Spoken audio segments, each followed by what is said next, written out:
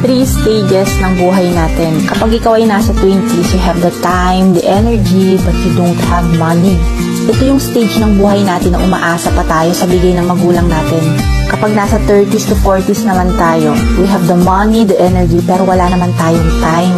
Dito naman sa stage na to, masyado na tayong busy sa career natin tsaka sa paghahanap buhay. Kapag nasa 50s and up naman na tayo, ito na yung pa-retirement period na. Medyo nakakaipon na siguro tayo, nakakapundar na, patapos na yung mga anak sa pag-aaral at hindi na masyadong busy. Meron na tayong time, money, pero paubos na ang ating energy. Ito naman yung pahina na tayo. Ito yung maghahanap na tayo ng mga herbal medicine, yung marami ng bawal kainin, marami na tayong nararamdaman. Dito sa stage na to, mapapatanong na tayo sa sarili natin kung naging masaya ba tayo sa buhay natin.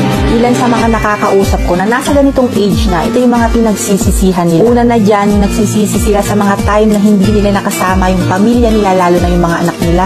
Madalas ko itong marinig sa mga OFW. Pangalawa, yung nagsisisi sila dahil sa pang-aabuso nila sa katawan nila at ngayon, sinisingil na sila. Pangatlo at pinaka nakakalungkot ay yung pagsisisi dahil sa nakalimutan nila yung sarili mismo nila. Ikaw, matanong kita, nasa anong stage ka na ba ng buhay mo? This is a reminder na kapatid, dapat balanse lang lahat ha.